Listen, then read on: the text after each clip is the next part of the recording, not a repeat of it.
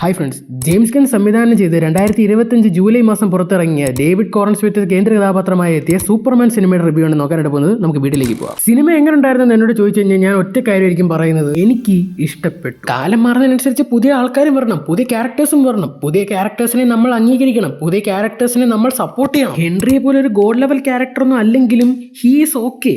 പുള്ളീനെ സൂപ്പർമാനായിട്ട് തിരിച്ചു വരുമോ ഇല്ലയോ എന്നൊന്നും നമുക്ക് അറിഞ്ഞുകൂടാ. But the story must go on. കഥ മുമ്പോട്ട് പോകണം. ഈ സൂപ്പർമാൻ മൂവി അത്ര മോശം പറയാൻ പറ്റുന്ന ഒന്നുമല്ല, വളരെ നല്ലൊരു സിനിമയാണ്. സാക് സ്നൈഡറിനെ വെച്ച് കമ്പയർ ഒന്നും ചെയ്യരുത്, ബിക്കോസ് ആ പുള്ളിയുടെ കാഴ്ചയിലുള്ള ഒരു സൂപ്പർമാനാണ് പുള്ളി അവിടെ ക്രിയേറ്റ് ചെയ്തിരിക്കുന്നത്. This movie is good. Zack Snyder പുള്ളിയുടെ പോയിന്റ് ഓഫ് വ്യൂവിൽ ഒരു സൂപ്പർമാൻ എടുത്തപ്പോൾ നമ്മുടെ ജെയിംസ് ഗൺ പുള്ളിയുടെ പോയിന്റ് ഓഫ് വ്യൂവിൽ ഒരു സൂപ്പർമാൻ എടുത്തു. And it was very nice. ഒറ്റ അപേക്ഷ മാത്രമേ ഉള്ളൂ, മാൻ ഓഫ് സ്റ്റീൽ എന്ന് വെച്ച് കമ്പയർ പോലും ചെയ്യാൻ പോയത്. ഈ മൂവി ടോട്ടലി പറഞ്ഞ ഒരു ഫൺ റൈഡാണ്. സൂപ്പർമാനായുള്ള ഒരു കറക്റ്റ് ക്യാരക്ടർ ഇൻട്രോ ആണ് ഇവിടെ കൊടുക്കുന്നത്. ഒരുപാട് സ്പൂൺ ഫീഡിങ്സ് ഒന്നുമില്ല. ബട്ട് നിങ്ങൾക്ക് സൂപ്പർമാനെ പറ്റി എന്തൊക്കെ അറിയാവോ അതെല്ലാം ഈ പടത്തിൽ പറഞ്ഞു പോകുന്നുണ്ട്.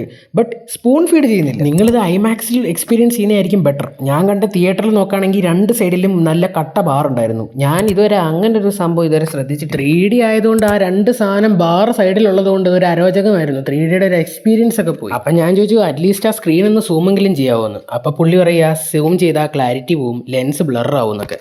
പിന്നെ അങ്ങനെയൊക്കെ കാണും. പടത്തിനെ പറ്റി ഒറ്റ ബാക്കി ചോദിക്കാനാണെങ്കിൽ എനിക്ക് ഒത്തിരി ഇഷ്ടപ്പെട്ടു. നിങ്ങളൊരു സീരിയസ് ടോണിലുള്ള സൂപ്പർമാൻ മൂവിയാണ് എക്സ്പെക്ട് ചെയ്യുന്നെങ്കിൽ ഇത് കിട്ടത്തില്ല. ബട്ട് ഇത് ഭയങ്കര കോമഡി ആയിട്ട്, എന്നാൽ സീരിയസ് സിറ്റുവേഷൻ വരെ കോമഡി ആക്കുന്ന രീതിയിലുള്ളൊരു പടമാണ്. അപ്പോൾ നമുക്ക് എത്രത്തോളം മനസ്സിലാക്കാണ്ടല്ലോ. പ്രത്യേകിച്ച് ക്രിപ്റ്റോ എന്ന് പറഞ്ഞൊരു ക്യാരക്ടറാണ് ഈ പടത്തിലെ മെയിൻ കോമഡി ഫാക്ടർ കൊണ്ടുവരുന്നത്.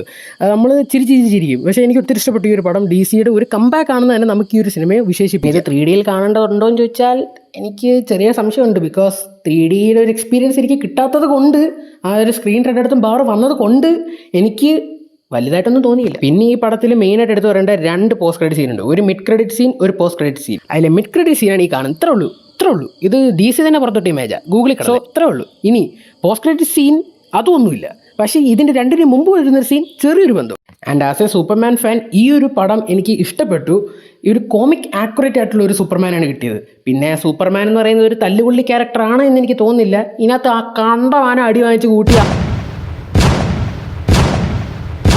രണ്ടു ഓലക്കീറോ വെള്ള തുണി എടുത്തോളൂ എന്നെ മൂടാൻ. ഞാനിങ്ങനെയൊക്കെ പറഞ്ഞെങ്കിലും പടം എനിക്ക് ഇഷ്ടപ്പെട്ടു.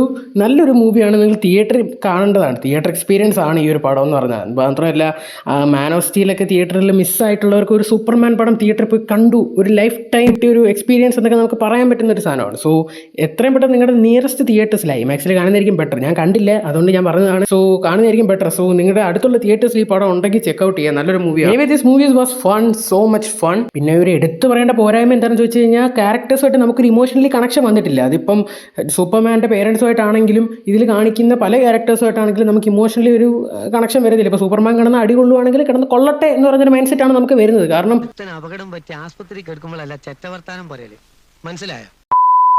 ഒരു ഇമോഷണലി ഒരു കണക്ഷൻ വരുന്നില്ല. എനിവേ നിങ്ങൾ ഈ മൂവി കണ്ടാണെങ്കിൽ എങ്ങനെ ഉണ്ടായിരുന്നു നിങ്ങളുടെ എക്സ്പീരിയൻസ് ഒന്നും മറക്കാതെ വീഡിയോ കമൻറ്റ് രേഖപ്പെടുത്തുക. എനിക്ക് എന്നെ ചോദിക്കുകയാണെങ്കിൽ തിയേറ്ററിൽ കാണേണ്ട ഒരു മുതലാണ്, ബട്ട് 3Dയിൽ കാണേണ്ട ഒരു മുതലല്ല എന്നെനിക്ക് തോന്നി.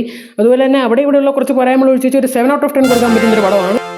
എനിവേ പടം നിങ്ങൾ കണ്ടാണെങ്കിൽ എങ്ങനെ ഉണ്ടായിരുന്നു നിങ്ങളുടെ അഭിപ്രായം മറക്കാതെ കമൻറ്റ് ചെയ്യുക. സോ പുരുണ it's me signing out. By.